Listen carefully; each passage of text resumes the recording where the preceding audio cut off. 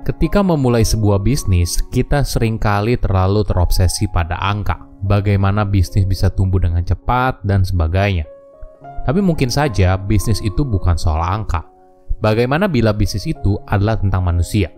Tidak peduli apapun yang kamu jual, baik produk atau jasa, agar bisnismu bisa bertumbuh, kamu harus tahu siapa sebenarnya orang yang kamu ajak bisnis.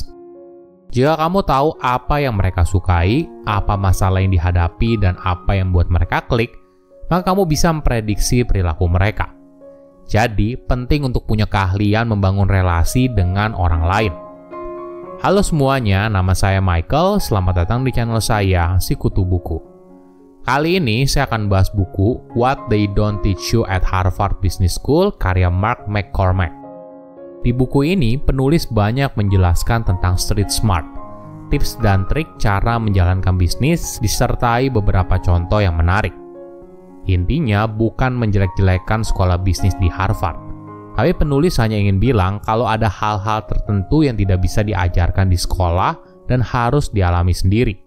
Sekolah bisnis merupakan hal yang bagus sebagai fondasi awal untuk berpikir, tapi bukan malah jadi arogan. Pelajaran terbaik dari sekolah bisnis adalah sadar kalau masih ada hal-hal yang harus dipelajari di luar sekolah. Saya merangkumnya menjadi beberapa hal penting dari buku ini. Pertama, sedikit bicara, banyak mendengar. Bisnis adalah tentang manusia. Tidak peduli apa yang kamu jual, yang paling penting adalah kamu tahu persis siapa orang yang akan beli.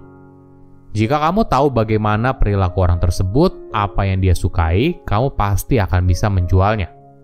Jadi gimana caranya? Mulailah mendengar. Mendengar secara mendalam. Berusaha semaksimal mungkin untuk mengerti target market kamu.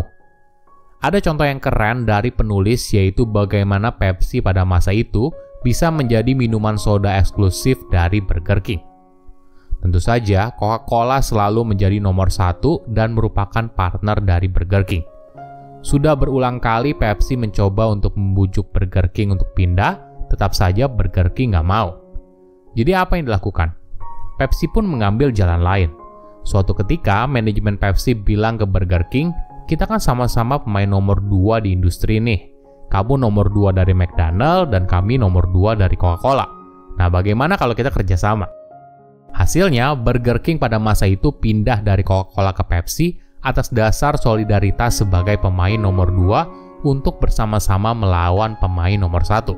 Walaupun sekarang Burger King sudah pindah lagi ke Coca-Cola ya. Kedua, kesan pertama yang nempel.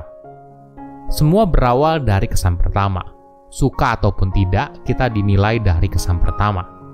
Pada tahun 1960-an, penulis yang pada saat itu merupakan agen dari pemain golf profesional berusaha untuk meyakinkan Arnold Palmer untuk jadi agennya. Tentu saja, Palmer tidak langsung mengiyakan proposal dari penulis dan mengajaknya untuk makan malam bersama. Setelah makan malam, penulis melihat tumpukan kertas di meja Palmer dan membersihkannya hingga larut malam. Ketika Palmer mengetahui apa yang penulis lakukan, keesokan harinya Palmer setuju penulis untuk jadi agennya. Tentu saja ini kabar yang bahagia. Penulis langsung mengeluarkan kontrak kerja, tapi Palmer bilang nggak usah. Palmer hanya ingin jabat tangan penulis dan bilang, saya hanya pegang kata-katamu dan kita akan mulai dari sana. Itulah awal mula penulis menjadi multi-miliarder sebagai founder dari International Management Group yang menjadi agen dari para atlet profesional. Ketiga, seni mempengaruhi orang lain. Kadang orang berpikir kalau bukan kerja sebagai sales atau marketing, nggak perlu mempengaruhi orang lain.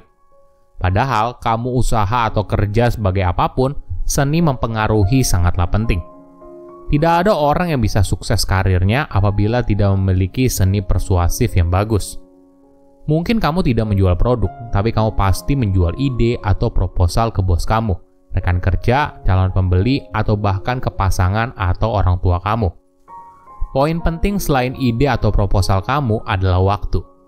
Ini merupakan elemen yang paling penting selain konten yang menarik. Jangan coba menjual ide, proposal, atau produk ke orang yang sedang sibuk. Mereka nggak akan dengerin kamu. Cari momen saat mereka sedang bahagia atau santai, pasti kamu akan lebih mudah untuk menjualnya. Perlu dipahami, kita semua pasti pernah mengalami penolakan dari waktu ke waktu. Ini adalah hal yang wajar dalam interaksi manusia. Tapi yang jauh lebih penting, bagaimana kita bisa menggunakan perasaan yang tidak nyaman ini lalu bisa menjadi lebih baik. Dalam bisnis, penolakan jarang sekali sifatnya personal. Meskipun kadang mungkin kita sering mencampur adukan antara diri kita dan produk yang kita buat. Ini hal yang wajar karena kita merasa kita telah mencurahkan begitu banyak tenaga dan uang untuk produk tersebut. Tapi kembali lagi, ketika kamu ditolak, ingat, kalau ini bukan penolakan tentangmu.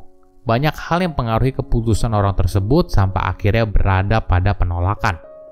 Keempat, fokus di kualitas.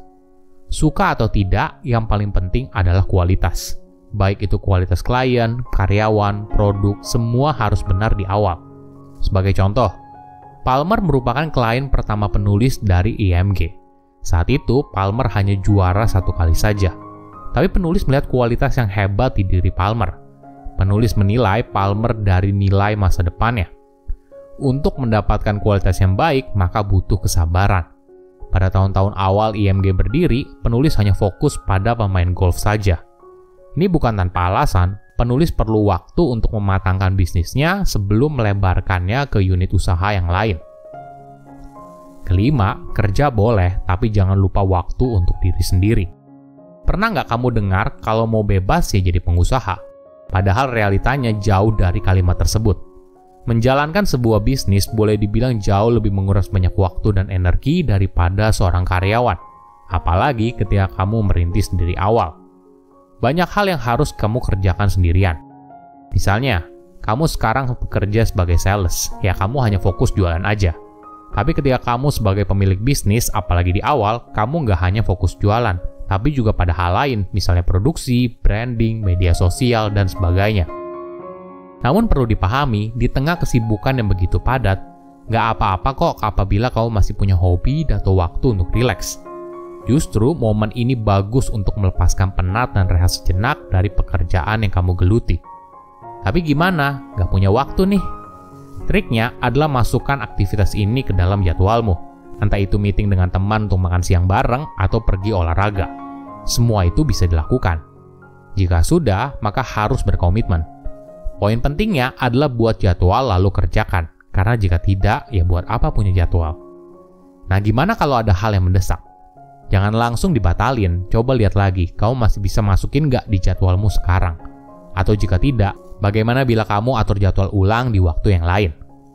Silahkan komen di kolom komentar, insight apa yang kalian dapat ketika baca buku ini.